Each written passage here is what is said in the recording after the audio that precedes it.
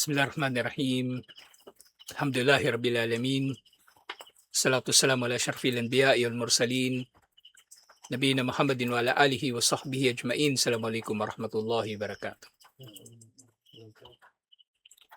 Sa inshallah sirah, at ito na nga yung mga araw ng mga ilang araw na lang bago yung hijrah ni Propeta Muhammad sallallahu alaihi wasallam.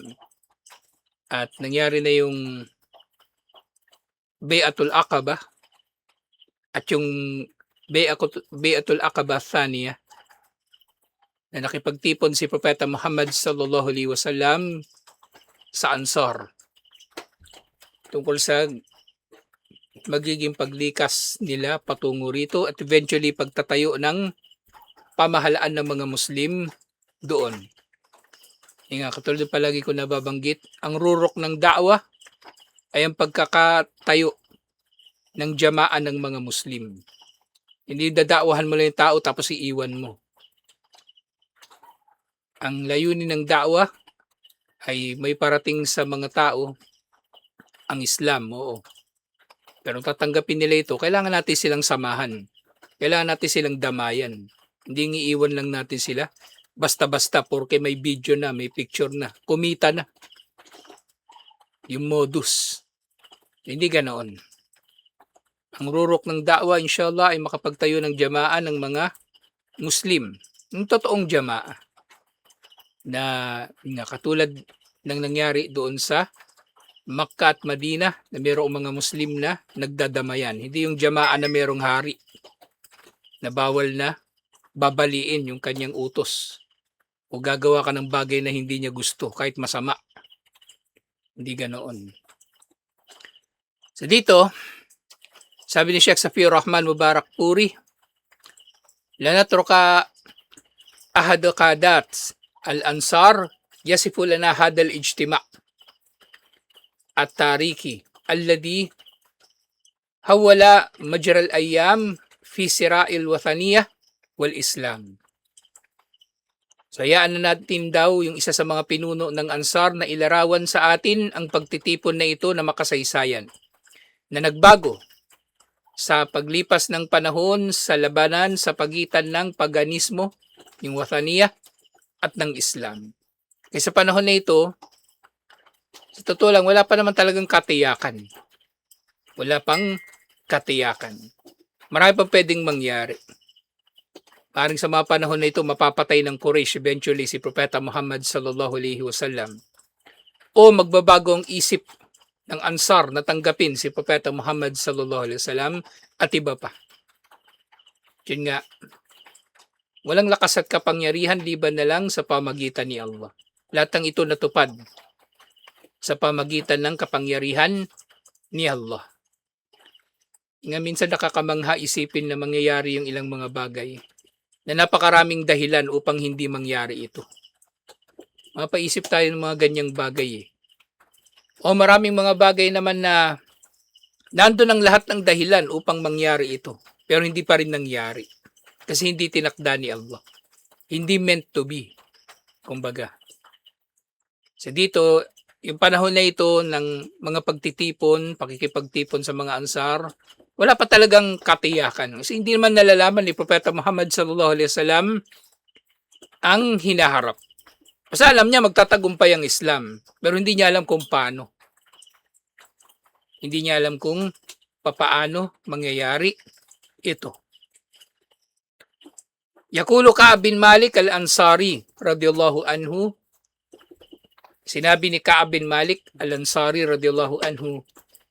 Ito siya din mismo si Ka'ab bin Malik na naiwan doon sa Tabuk. O yung pagpunta ng Tabuk, hindi sumama sa Tabuk. Naiwan siya doon sa Madina. At nagalit sa kanya si Propeta Muhammad sallallahu alaihi wasallam at hindi siya kinausap ni Propeta Muhammad sallallahu alaihi wasallam. Ayon sa ibang ulat, 50 days. Hindi siya kinausap ni Propeta Muhammad sallallahu alaihi wasallam. Sabi niya, kharajna ilal hajj. Lumisan daw sila patungo sa Hajj mula sa Madina.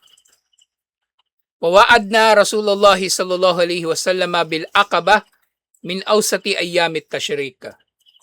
At nangako daw sila, nakipagtipanan sila kay Propeta Muhammad sallallahu alaihi wasallam na magkikita sila sa kalagitnaan ng ayyamut tashrik. Ito ni labing-dalawa. At medyo maliwanag na nga sa gabi na ito kasi pabilog na yung buwan. Falamma faragna minal hajj, nang natapos na sila sa hajj. So natapos na nila yon, gabi ito nang nagkita sila. وكانت الليلة التي وعدنا رسول الله صلى الله عليه وسلم لها ومعنا عبد الله بن عمر بن حرام أبو جابر سيد من ساداتنا وشريف من أشرافنا أخذناه معنا.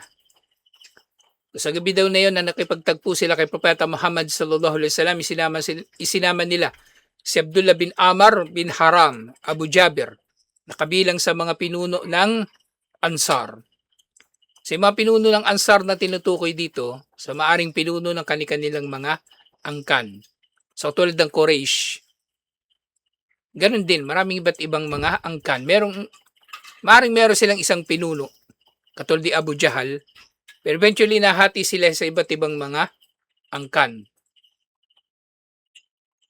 Wa kunna naktumu man ma'na min qaumina minal musyrikina amrana. At isinikreto daw nila itong pakikipagtagpo na ito kay Propeta Muhammad sallallahu alaihi wasallam kahit do sa mga kamag-anak nila na hindi Muslim. Sinikreto nila sa kanila. Fakallamnahu wa qulna lahu ya Aba Jabir innaka sayyidun min sadatina. At tong kausap nila si Abu Jabir, sabi ni Ka'ab bin Malik, tunay na kabilang ka sa mga pinuno namin. Wa syarifun min ashrafina wa inna nargabu bika amma anta fihi an takuna hataban lana gadan. Hataban linnari gadan. At dahil sa kalagayan mo, gusto sana namin na ikaw ang magiging panggatong o kumbaga magiging panggatong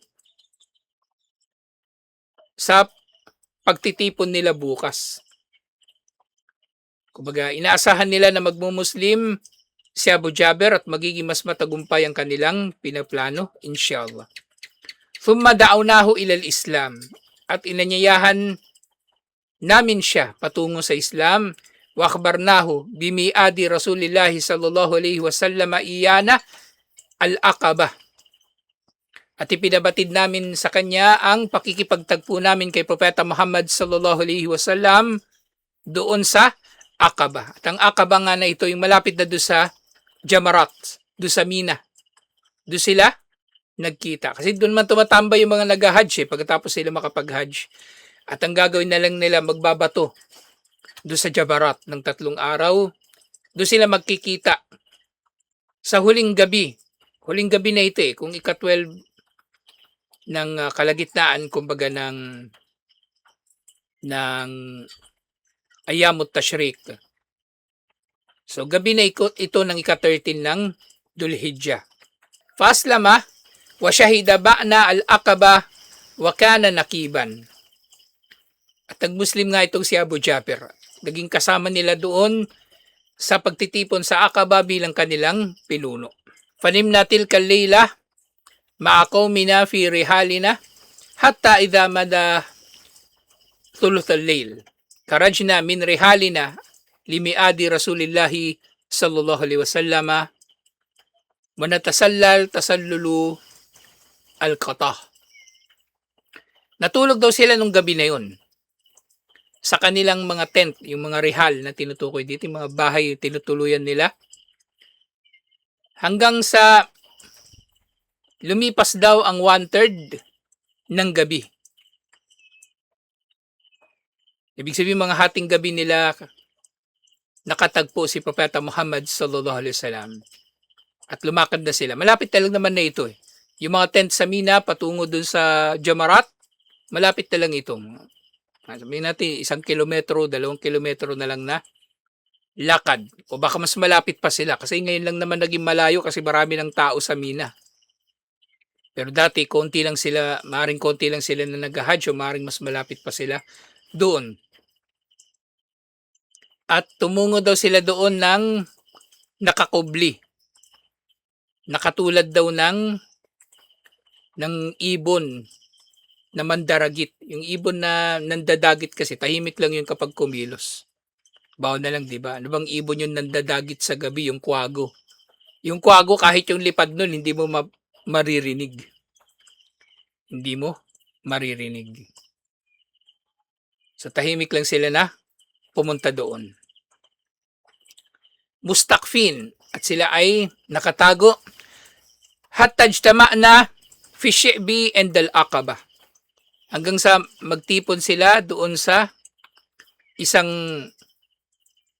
lambak sa may Aqaba, malalim na lugar na napapaligiran ng matataas na lugar o bato o bundok para nakatago talaga sila. Wa nahnu 73 rajulan. Sila raw ay 73 na kalalakihan, wamra'atani min nisa'ina, dalawang babae. Nakabilang sa kanilang mga kababaihan. Bisibin Ansar din. Sinusayba bint Ka'ab, Ummu Umara. Sinusayba daw yung isa. Min Bani Mazin bin Najjar, nakabilang sa Banu Najjar. Wasma bin Amr, Ummu Mani min Bani Salama. At si Asma bint Amar, Ummu Mani mula sa Banu Salama. Fajtama'na fi Shi'bi nantadiru Rasulullah sallallahu alaihi wasallam hatta ja'ana. So nagtipon na sila doon sa lambak na yun. Ang hinintay nila si Propeta Muhammad sallallahu alaihi wasallam hanggang sa ito ay makarating sa kanila. Wa ma'ahu amuhu al-Abbas bin Abdul Muttalib radiyallahu anhu. Kasama daw niya si Al-Abbas. Wa huwa yawma idin ala dini qaumihi. At sa panahon na ito ay hindi pa Muslim si Al-Abbas. So mula nga rito maintindihan natin, late na talaga nag-Muslim si Al-Abbas. Late na siya nag-Muslim. Yung asawa niya si Lubaba, magang nag-Muslim. So mula rito maintindihan natin, di ba, usapin yan na malaki sa fiqh. Yung babaeng magmumuslim, paano yung asawa niya na hindi Muslim? Mananatili pa rin ba silang mag-asawa? So mula rito makikita natin na nanatili naman silang mag-asawa. Nanatili silang mag-asawa. Pero depende nga rin sa kalagayan. Pinakamainam syempre, kung magmumuslim din yung lalaki. Pinakamainam kung magmumuslim din ng lalaki. Agad-agad. Agad-agad. Pero dito kasi maaring mangyari din na yung pagsasabatas ay nangyari pagkatapos na lang nito. Pagkatapos na lang nito. Pero ganyan nga, mahaba masyado tong panahon na ito. Kumbaga kasi naiulat na si Ibn Abbas o si Al-Abbas, naiulat na si Al-Abbas, nag-Muslim siya, late na talaga. May nagsasabi pagkatapos ng Hudaybiyah o dun bago mag-Fathu Makkah. Pero either way, makita natin yung kalagayan niya dito sa Aqaba, na hindi pa siya Muslim talaga dito, pero bilang pagmamalasakit sa kanyang pamangkin, si Propeta Muhammad sallallahu alaihi wasallam, sinamahan niya ito. Sinamahan niya ito. At konti lang naman yung diferensya nila ng edad eh. Konti lang yung diferensya ng edad nila. Para lang sila magkapatid. Kasi may mga ganun naman na mangyayari eh. Halos kaedad mo lang yung mga tito mo. Illa annahu ahabba an yahdura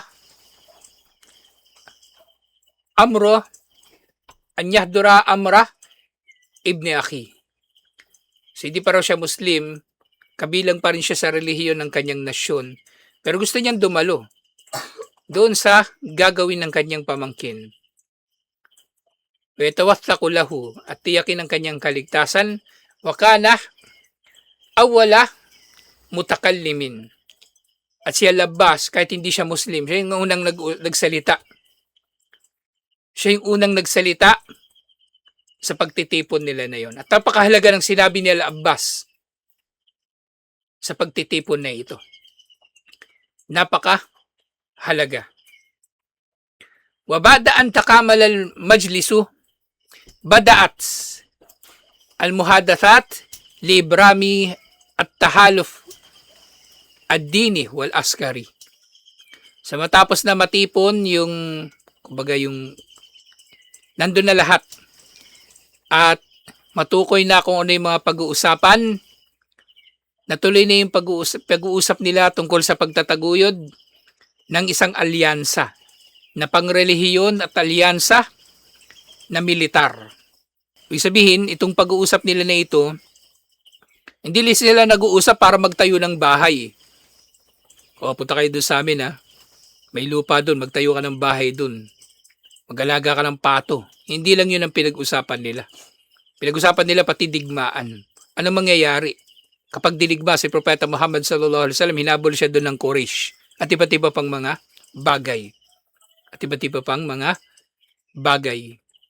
So yung pag-uusap nila na ito, malawak ito at malalim. Hindi lang pinag-usapan dito yung mga bagay na yun nga, mabababaw lang, pagtira o ano pa man.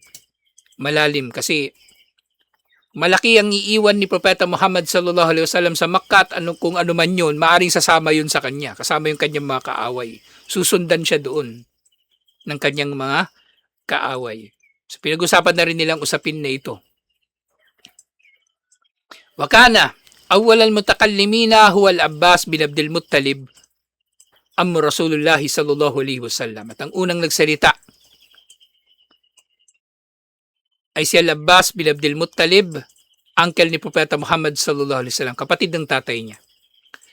Takallama liyashraha lahum bikulli sarahatin khuturatal mas'uliyat allati satalka ala kawahilihim natijatu hada at tahaluf. Sa kanyang pagsasalita, ipinaliwanag niya sa kanila ng buong linaw at diretsahan, naging prangka si Al-Abbas sa panganib ng pananagutan na kinukuha nila. At iba't iba pang mga panganib kapag kumbaga pinagtibay nila ang alyansa na ito. Kasi hindi nga ito basta-basta. Hindi ka lang lumipat ng bahay dito. Ibig sabihin, susundan ka na kung ano man ang nanggugulo sa iyo nung una pang panahon. Yun ang ibinababala sa kanila. Ibinababala niya tungkol kay Propeta Muhammad sallallahu alaihi wasallam. At sinabi nga niya, nagsalita na siya, Ya ma'ashar al-Khazraj. Khazraj yung nandito kasi. Yung karamihan sa kanila. Wa kana al-Arabu yasammuna al-Ansar Khazrajan. At yung dahilan din dito, yung mga Arabo, ang tawag nila sa Ansar Khazraj kasi mas marami naman sila talaga eh. Konti lang yung Aus. Kasi yung Aus, ano din sila, di ba? Isa lang yung ninuno nila talaga. Yung mga Khazraj. Isa lang talaga yung mga ninuno nila. Mas konti lang sila.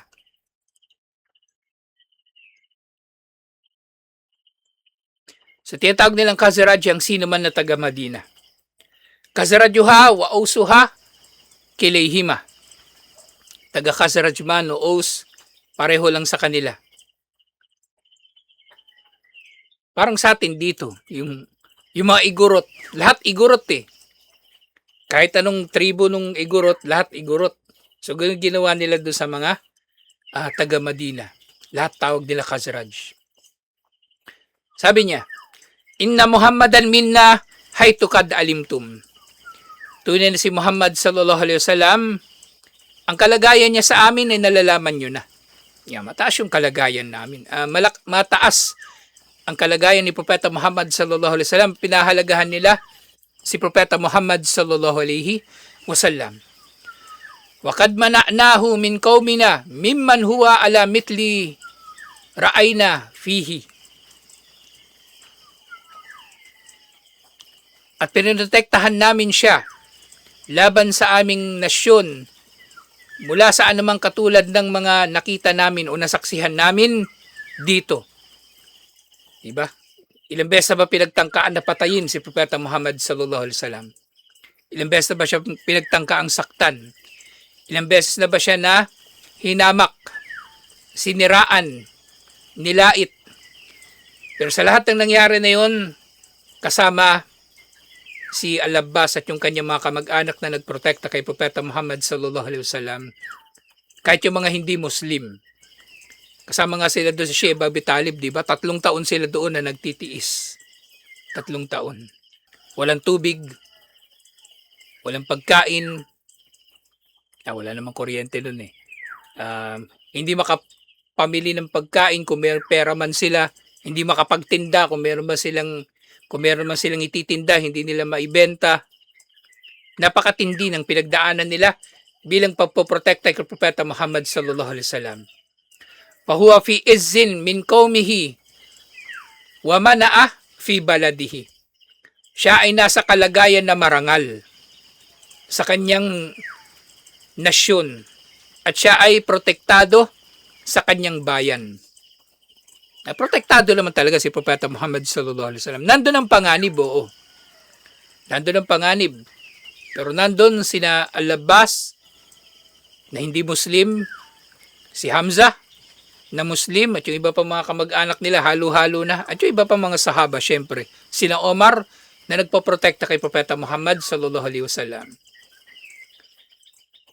Wa innahu kad aba illa inhiyazi ilaykum alluhuq bikum. Na ayaw niya sana nasasama siya si Propeta Muhammad sallallahu alaihi wasallam doon sa Ansar.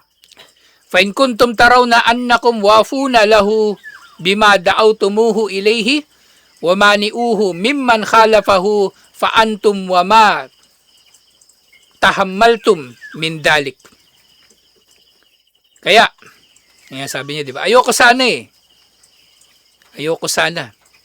Pero kung nakikita ninyo na kaya ninyong tuparin ang anumang ipinang-anyaya ninyo sa kanya, yun, pinapangako nila kay Propeta Muhammad sallallahu alaihi wasallam, may titirahan ka doon, yung mga tao doon susunod sa iyo, yung mga tao doon magmumuslim, ipagtatanggol ka nila. Kung matutupad niyo yun at kayo ay magpoprotekta sa kanya, sige, pasanin ninyo ang gusto ninyong pasanin mula rito.